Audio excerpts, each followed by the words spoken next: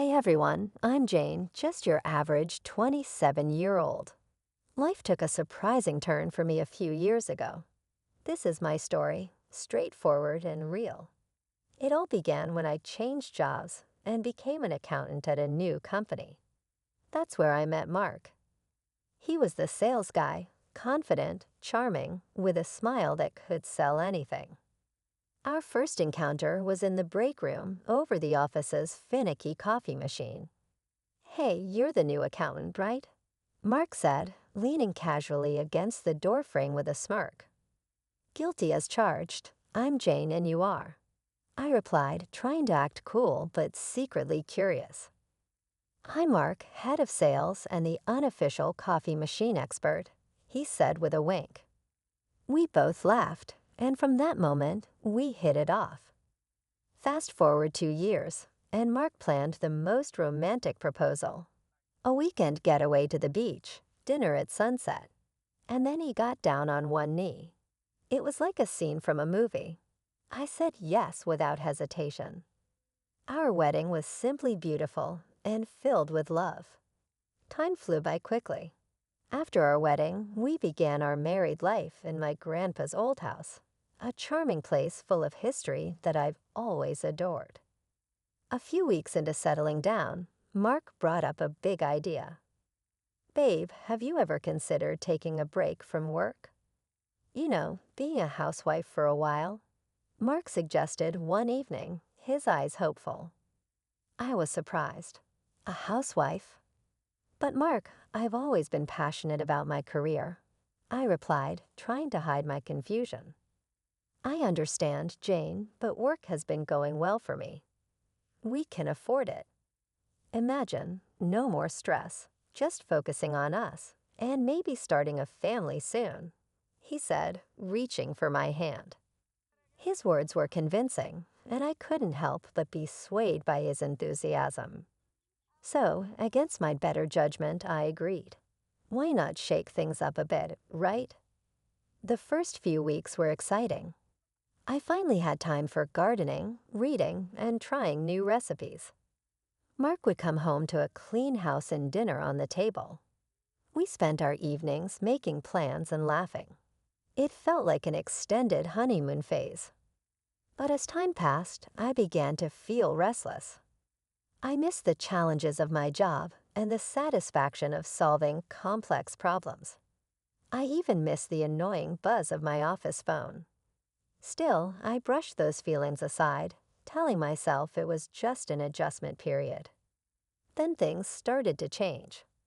Mark's compliments about the house or dinner turned into expectations. If dinner was late or the house wasn't perfectly tidy, he'd make comments that hurt more than I wanted to admit. I felt less like a partner and more like a live-in maid. I called my best friend, Laura, to talk about it. "I feel like I'm losing a bit of myself. I confided in her. "You're a firecracker, Jane. Don't let this housewife gig douse your spark," Laura encouraged, her voice a mix of concern and support. Laura had a good point. I'd always prided myself on being independent, making my own way. Now I felt lost in a role I never imagined playing. After settling into this housewife routine, I thought I had everything figured out, but I was mistaken. One evening, Mark dropped a bombshell that turned everything upside down. He came home looking serious, which was unusual. "Jane, we need to talk," he began, not even taking off his coat. "What's up? You look like you've seen a ghost," I joked, trying to lighten the mood. "It's my folks.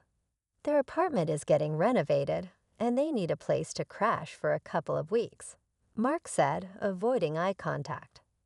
"A couple of weeks." "Yeah, it's just for a short while. It won't be that bad," he assured me. I sighed reluctantly.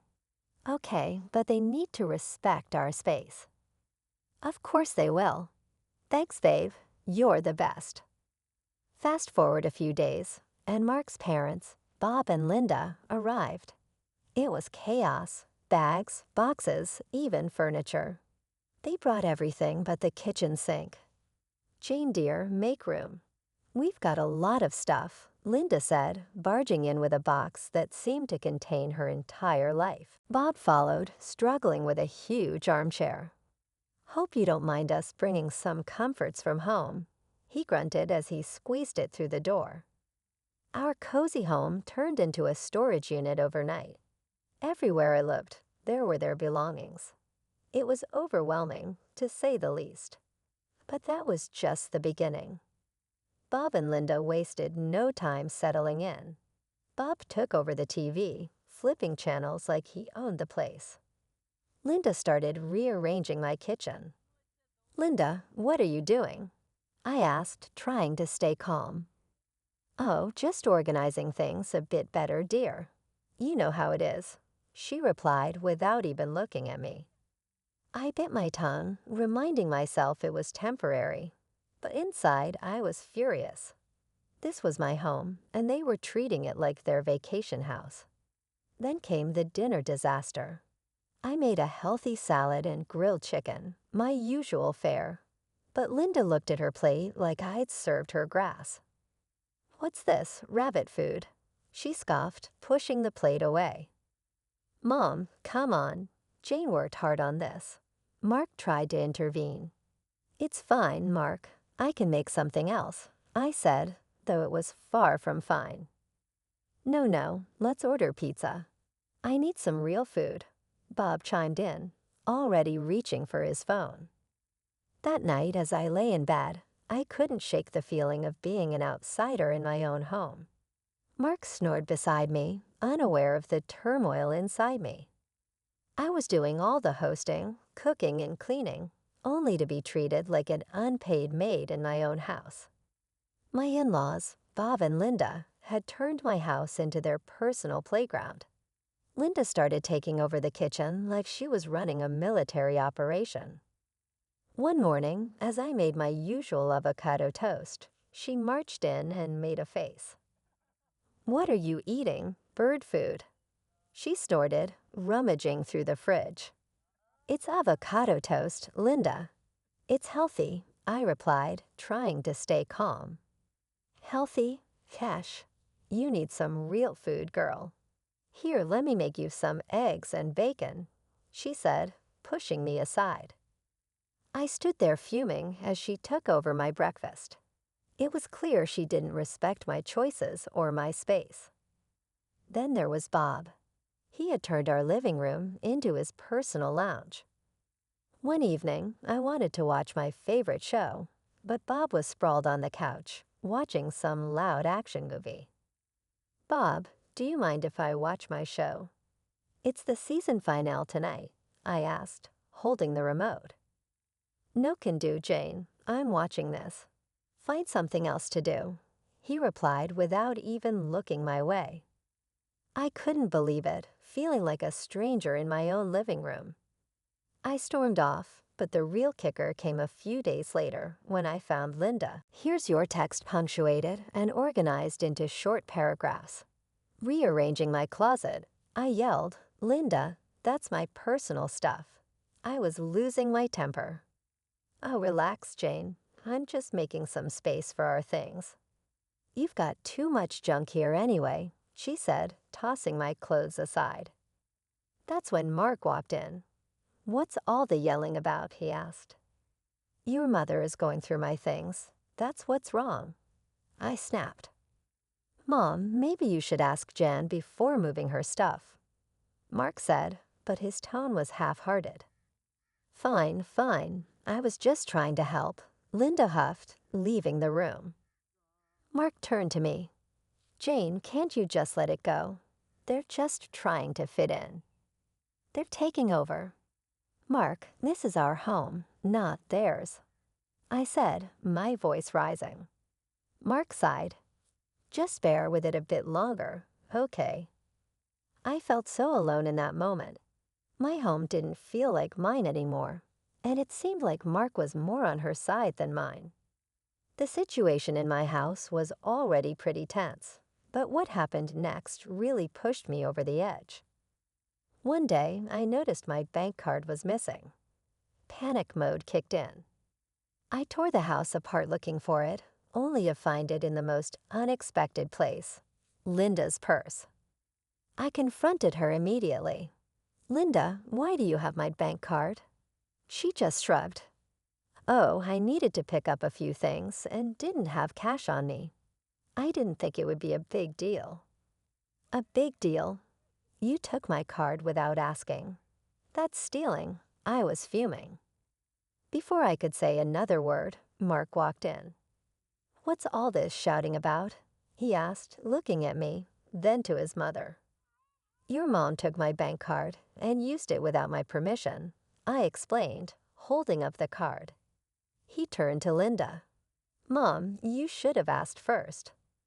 Linda rolled her eyes. "I just needed a few groceries.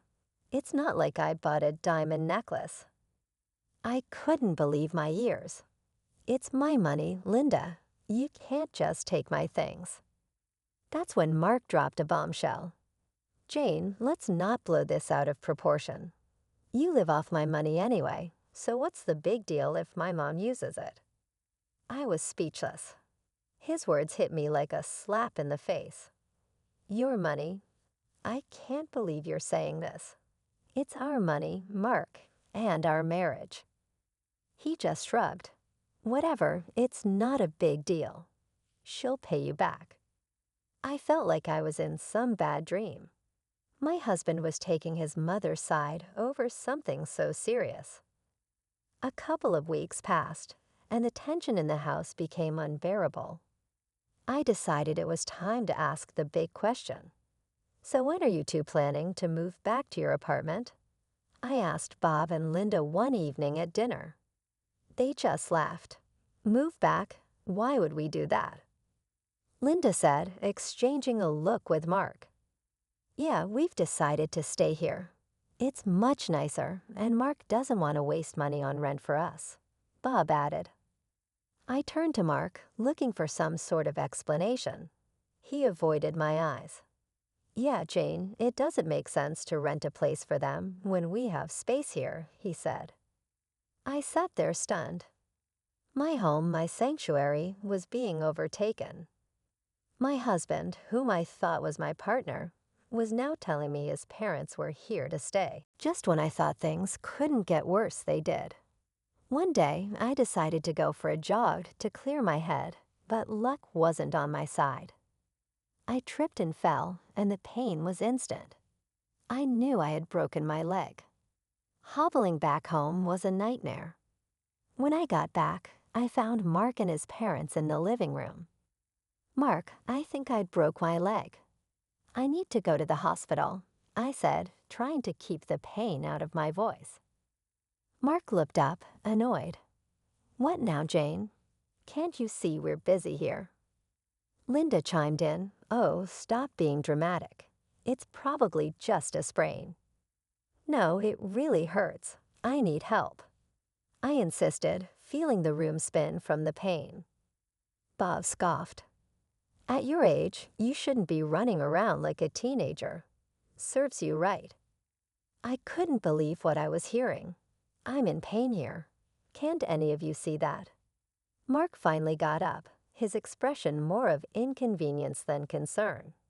"Fine, I'll take you, but this better not be simply to get out of housework." At the hospital, it was confirmed, a broken leg. The next few weeks were hell.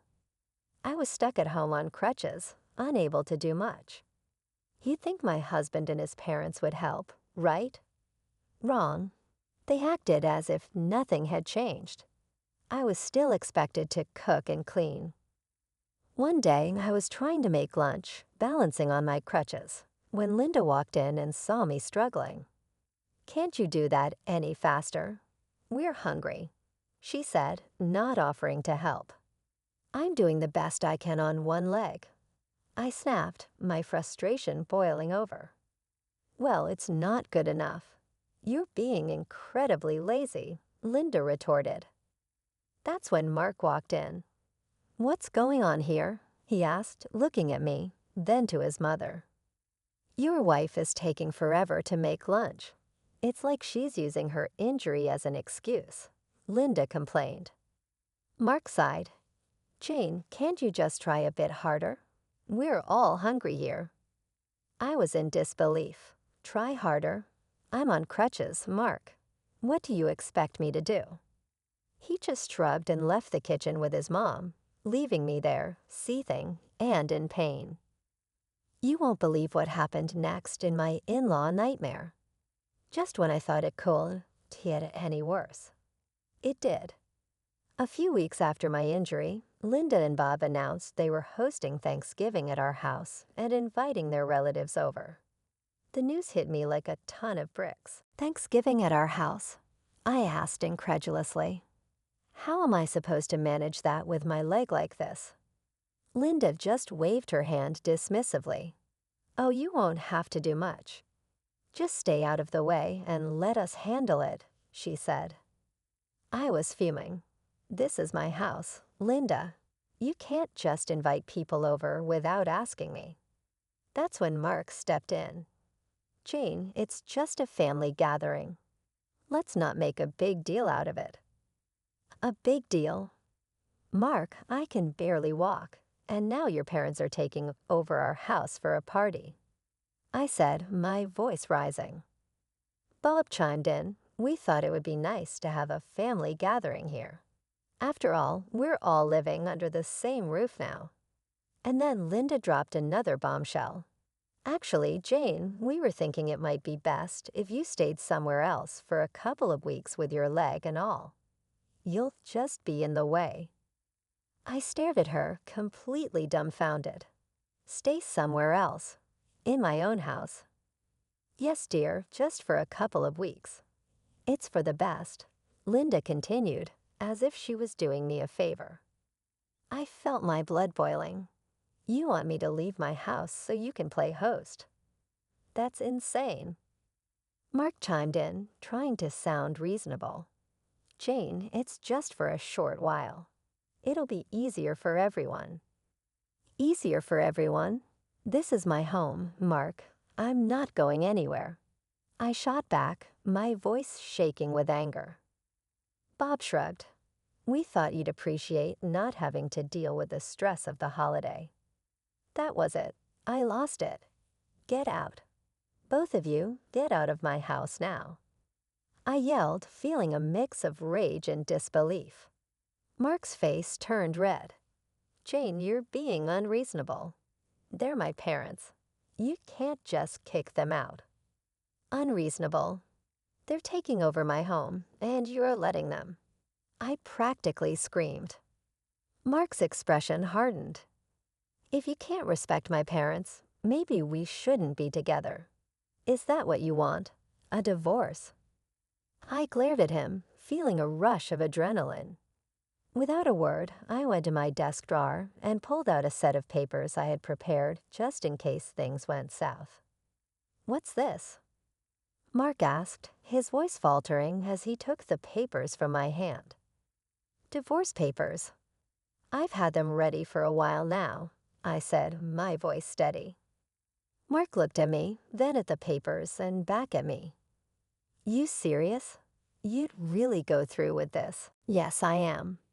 I won't be bullied in my own house, not by you, not by anyone, I said, feeling a strange sense of empowerment amidst the chaos. Linda and Bob just stood there, speechless. Mark looked like he had been punched in the gut. Make your choice, Mark, your parents or our marriage, I said, holding my ground. Mark laughed, a cold, hard sound that sent shivers down my spine. Fine, he said, and to my shock, he signed the papers right there and then. You'll regret this, Jane. You can't even support yourself without me, he said. I stared at him, feeling a mix of relief and disbelief. I'll manage, I said, though my voice was barely a whisper. He shrugged. Your loss, then. He and his parents gathered their things and left. Just like that, my marriage was over. The moment the door closed behind them, I felt a strange sense of peace. I was alone, yes, but it was a better alternative to the constant tension and disrespect. The first thing I did was change the locks. It felt like I was securing my own personal fortress. Thanksgiving came around faster than I expected. I was still adjusting to my new reality, finding comfort in the quiet of my home. Then unexpectedly, there was a knock at the door. I opened it to find Mark, his parents, and a bunch of their relatives standing there, ready to celebrate. "What are you doing here?" I asked, stunned. "We're here for Thanksgiving, Jane. Did you think we were serious about not coming?" Mark said with a smug look. I couldn't believe the audacity. "You're not welcome here anymore, Mark. This is my house, and you're not my family, not after what you did." Linda piped up, "Oh, come on, Jane. Don't be so petty. Let's just have a nice dinner." I stood my ground.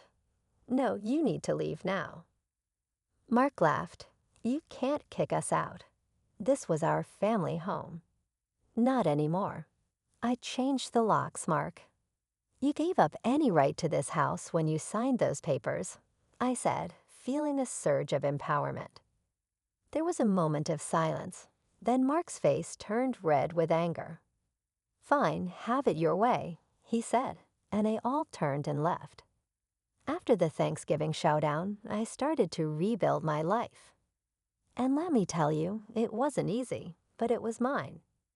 A few weeks after Mark and his family left for good, I was sitting in my quiet, peaceful living room when my best friend, Laura, dropped by. "Hey, Jane, how are you holding up?" Laura asked as she walked in, her eyes scanning the room.